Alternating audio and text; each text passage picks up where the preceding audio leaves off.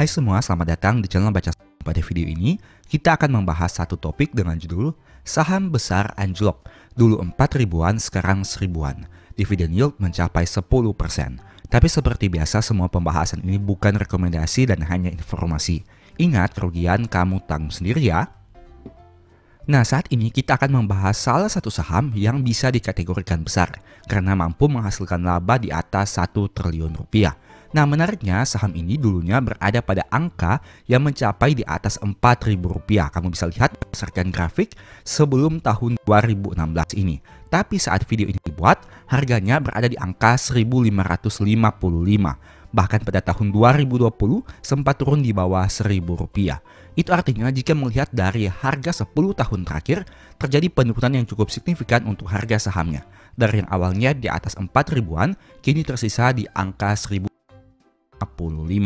Bagaimana dari aspek valuasi PBV-nya? Mari kita lihat untuk valuasi PBV 10 tahun terakhir. Nah, dulunya PBV-nya bahkan pernah menyentuh angka di atas 2 kali. Dan kini PBV-nya hanya 0,83 kali saja.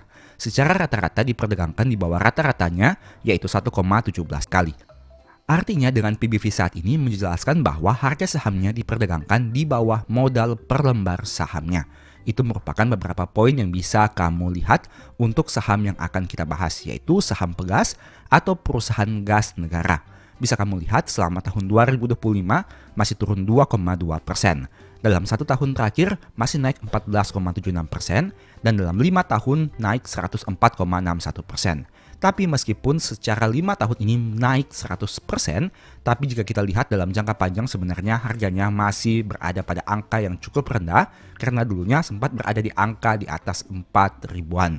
Nah, berhubung saat video ini dibuat, Pegas belum mengumumkan kapan akan dilakukannya RUPS sehingga kita belum mengetahui informasi pasti, terlebih kita ingin mengetahui terkait kebijakan dividen yang akan dibagikan di tahun 2025 ini seperti apa.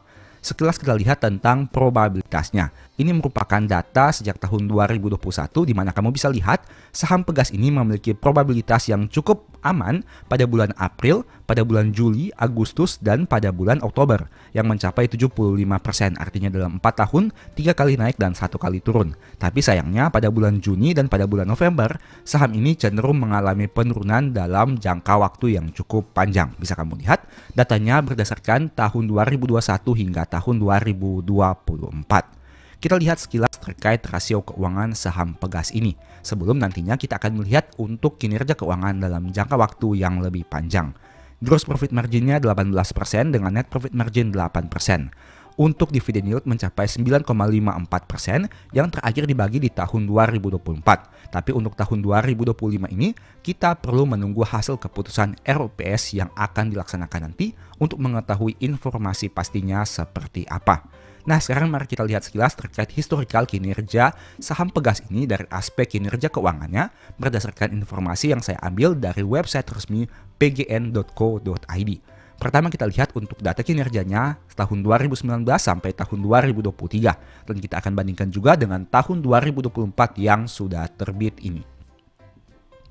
Bisa kamu lihat di sini untuk revenue atau pendapatan perusahaan ini bisa dikatakan cukup stabil, tidak mengalami kenaikan yang signifikan, tapi juga tidak mengalami penurunan yang signifikan. Jika dibandingkan dengan tahun 2024, terjadi kenaikan dibandingkan tahun 2023. Bagaimana untuk beban pokok penjualannya? Beban pokok penjualannya di tahun 2023 memang menjadi yang tertinggi sejak tahun 2019, tapi di tahun 2024 lebih naik lagi, di mana beban pendapatan di tahun 2024 ini lebih besar dibandingkan tahun 2023. Tapi dari data ini saja kamu bisa lihat laba brutonya masih bisa tumbuh dari 733 menjadi 757.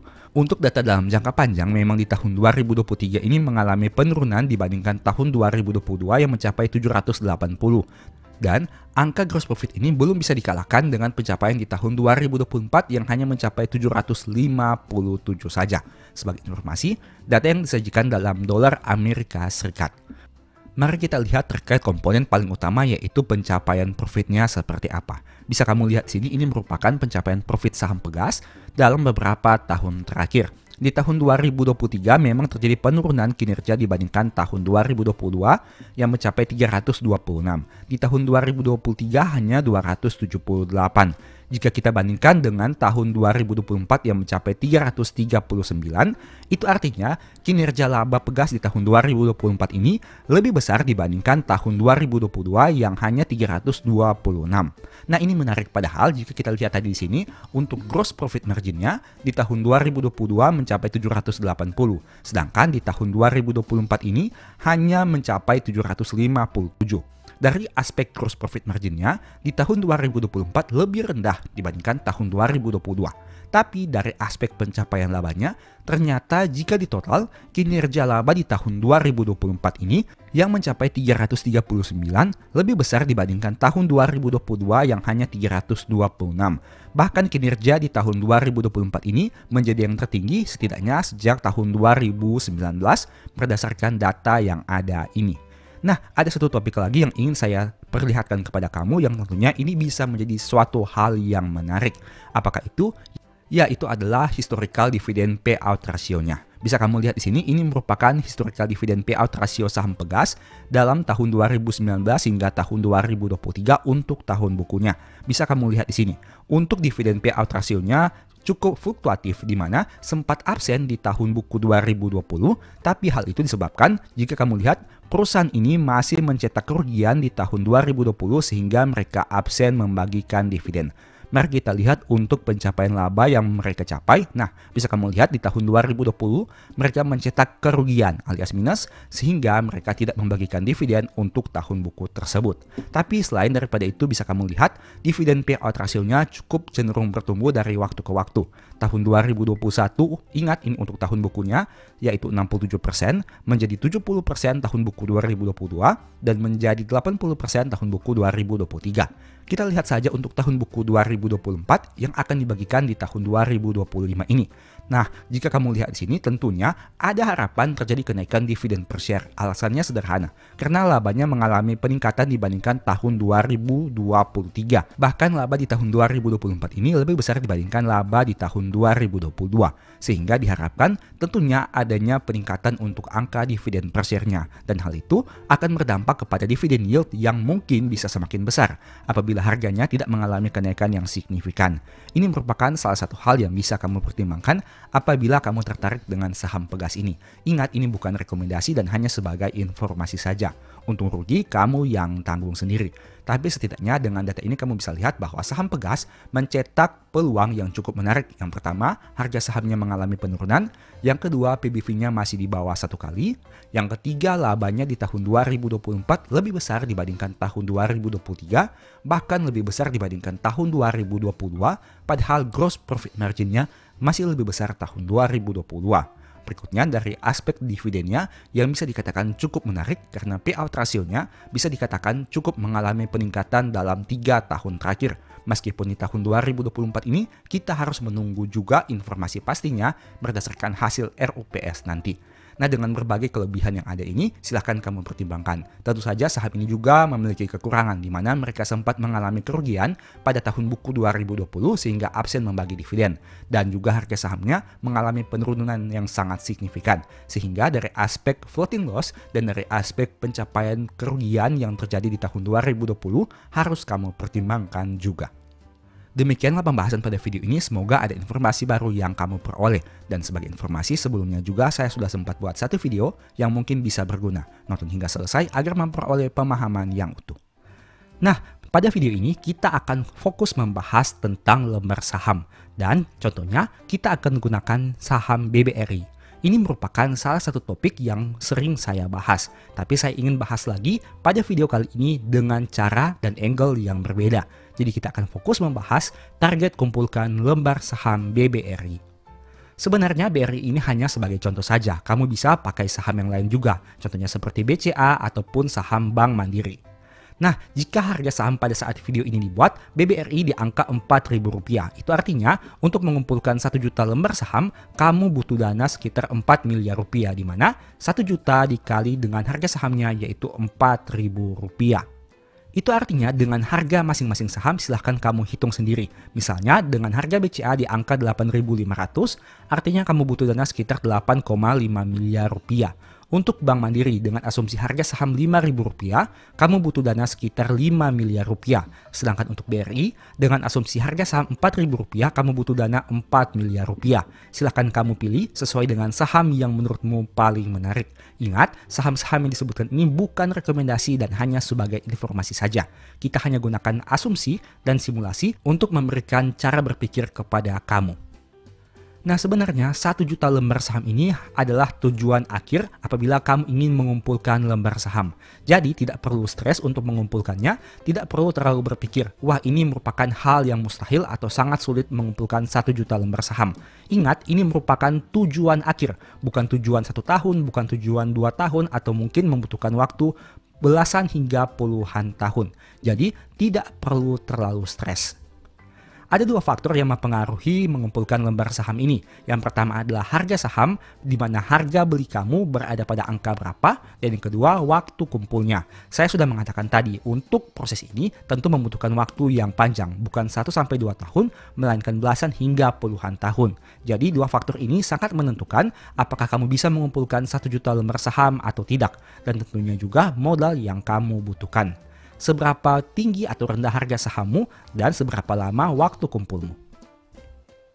Misalkan contohnya seperti ini, apabila kita mengasumsikan atau mentargetkan waktu 10 tahun untuk mengumpulkan 1 juta lembar saham, itu artinya setiap tahun kita harus mengumpulkan 100.000 lembar saham, di mana angka ini diperoleh dari 1 juta dibagi 10 tahun, sehingga menghasilkan angka 100.000 lembar saham.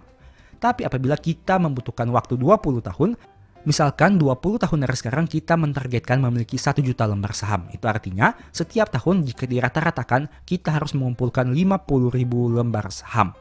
Apabila kita memiliki target waktu 25 tahun, sama seperti tadi, berarti secara rata-rata setiap tahun kita harus mengumpulkan 40.000 lembar saham. Kamu bisa melihat di sini untuk komponen waktunya. Semakin lama waktunya, semakin sedikit jumlah lembar saham yang harus dikumpulkan per tahunnya. Tapi semakin cepat waktunya, semakin banyak lembar saham yang harus kamu kumpulkan setiap tahun. Nah, untuk waktu 40 tahun, sama seperti tadi juga, berarti hanya butuh 25.000 lembar saham setiap tahun. Angka ini tentu lebih kecil dibandingkan sebelumnya. 25 tahun kamu butuh 40.000 lembar, 20 tahun butuh 50.000 lembar, dan 10 tahun kamu butuh 100.000 lembar saham.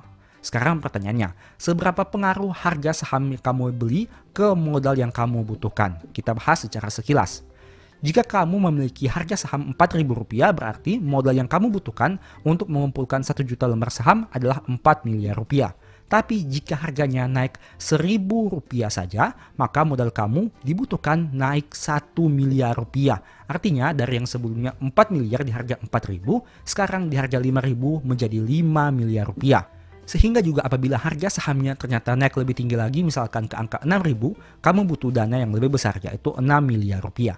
Kamu bisa lihat sini hubungan antara harga saham dan modal yang kamu butuhkan. Itu merupakan hal penting yang harus kamu ingat. Jadi kesimpulannya, apabila harga turun seperti pada tahun 2025 dan tahun 2024 barusan, sebenarnya modal yang dibutuhkan untuk mengumpulkan 1 juta lembar saham ini menjadi lebih kecil. Ini merupakan kata yang harus kamu highlight dan harus kamu garis bawahi saat melakukan analisa dan ingin memiliki target mengumpulkan 1 juta lembar saham. Harga turun itu bukan sebagai ketakutan tapi sebagai kesempatan, karena modalnya bisa lebih kecil dibandingkan harganya mengalami kenaikan. Seperti yang tadi kita bahas, di harga BRI pada angka 6.000 kamu butuh dana 6 miliar rupiah. Tapi saat harganya 4.000 rupiah kamu butuh dana 4 miliar rupiah. Itu artinya terdapat selisih 2 miliar rupiah hanya dari penurunan harga saham sebesar 2.000 rupiah. Lembar saham merupakan permainan harga dan waktu, seperti yang tadi saya katakan. Untuk mengumpulkan 1 juta lembar saham ini, kamu butuh 2 hal. Yang mana pertama adalah di harga berapa kamu beli, dan yang kedua berapa lama kamu mengumpulkannya. Dalam waktu 10 tahun, untuk mengumpulkan 1 juta lembar saham berarti setiap tahunnya kita butuh mengumpulkan 100.000 lembar saham. Apabila harganya berada di angka 4.000 rupiah, itu artinya kamu butuh dana 400 juta setiap tahun secara konsisten untuk mengumpulkan 100.000 lembar saham agar pada akhir tahun ke-10 totalnya menjadi 1 juta lembar saham. Tapi apabila harganya naik ke angka Rp6.000, modal kamu bukan 400 juta lagi, melainkan sudah menjadi 600 juta setiap tahun yang harus kamu kumpulkan. Nah, kamu bisa lihat sini, lembar sahamnya sama, yaitu 100.000 lembar saham setiap tahun. Tapi modal yang kamu butuhkan naik signifikan dari yang awalnya 400 juta naik menjadi 600 juta hanya karena harga sahamnya mengalami kenaikan. Itulah yang menjadi alasan kenapa saya mengatakan bahwa saat harga turun, jika kamu fokus kepada lembar saham, sebenarnya itu merupakan peluang yang menarik. Apabila kita membutuhkan waktu 20 tahun, artinya kita hanya membutuhkan dana untuk mengumpulkan 50.000 lembar saham setiap tahunnya. Dengan harga saham 4.000, modalnya adalah 200 juta setiap tahunnya, selama 20 tahun secara konsisten untuk mengumpulkan 1 juta lembar saham. Tapi apabila harganya naik menjadi Rp6.000, modalnya juga naik menjadi 300 juta setiap tahun secara konsisten selama 20 tahun untuk mengumpulkan 1 juta lembar saham yang menjadi target awal kamu. Bisa kamu lihat di sini juga, dengan jangka waktu 20 tahun, modalnya juga selisih cukup besar, yaitu 100 juta apabila harganya naik dari Rp4.000 ke Rp6.000. Nah, kesimpulannya seperti ini. Apabila kamu ingin lebih cepat mengumpulkan 1 juta lembar saham ini, artinya kamu butuh dua hal, yaitu yang pertama, punya modal yang banyak, dan yang kedua, harga turun banyak. Dua komponen ini sangat akan mempengaruhi kamu bisa mengumpulkan 1 juta lembar saham dengan lebih cepat. Tapi apabila kamu hanya punya modal yang sedikit dan harganya sudah naik banyak, artinya kamu membutuhkan waktu yang lebih lama untuk mengumpulkannya. Ini merupakan game sederhana dari target mengumpulkan lembar saham. Seperti yang saya katakan tadi, untuk lembar saham ini memiliki dua komponen utama. Yang pertama adalah harga dan yang kedua adalah berapa lama waktu kumpulnya. Sehingga hal itu juga akan menjadi pertimbangan saat kamu memiliki targetmu sendiri. Bagi para pengumpul lembar saham, harga turun adalah kesempatan dan bukan ketakutan. Seperti yang sudah saya katakan tadi, tapi pastikan saham yang kamu beli itu adalah saham yang tepat. Dan ingat, BRI ini bukan rekomendasi dan hanya sebagai informasi saja. Disclaimer on. Sekarang yang menjadi pertanyaannya, kenapa kita harus mengumpulkan lembar saham? Kenapa tidak hanya fokus saja kepada harga sahamnya untuk memperoleh keuntungan dalam jangka pendek? Dan kenapa harus 1 juta lembar saham? Nah, tujuan akhirnya sebenarnya adalah untuk agar supaya bisa hidup dari dividen. Materi ini juga sudah sering saya bahas, tapi mari kita lihat secara sekilas saja. Contohnya seperti Bank BRI ini untuk tahun buku 2024 yang dibagikan di tahun 2025. BRI membagi dua kali dividen. Yang pertama interim sebesar 135 per lembar saham. Yang kedua adalah dividen final sebesar 208 per lembar saham. Itu artinya total dividen yang dibagikan untuk tahun buku 2024 ini adalah 343 per lembar saham. Mari kita hitung. Apabila dividennya 343 per lembar saham dan kita memiliki 1 juta lembar saham, itu artinya kita akan memperoleh dividen di tahun 2025 ini sebesar 343 juta rupiah per tahun. Atau jika disetahunkan menjadi 28,5 juta per bulan.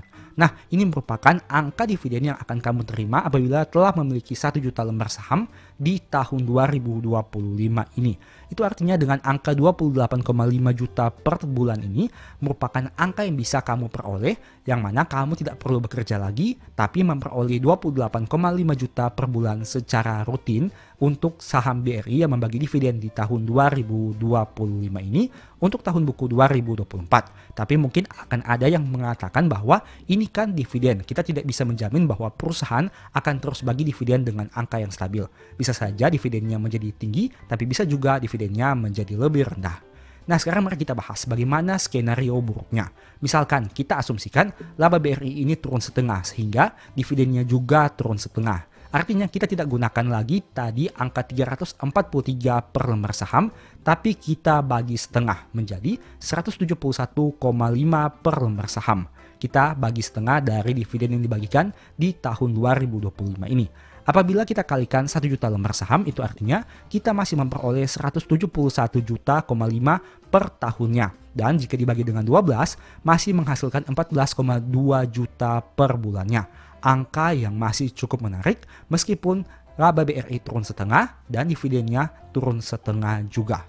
tetap masih bisa makan kan dengan angka 14,2 juta. Padahal ini kondisinya kita menggunakan skenario buruknya di mana laba dan dividen yang dibagikan oleh BRI ini mengalami penurunan setengah atau 50% dari laba yang dibagi di tahun 2025 ini.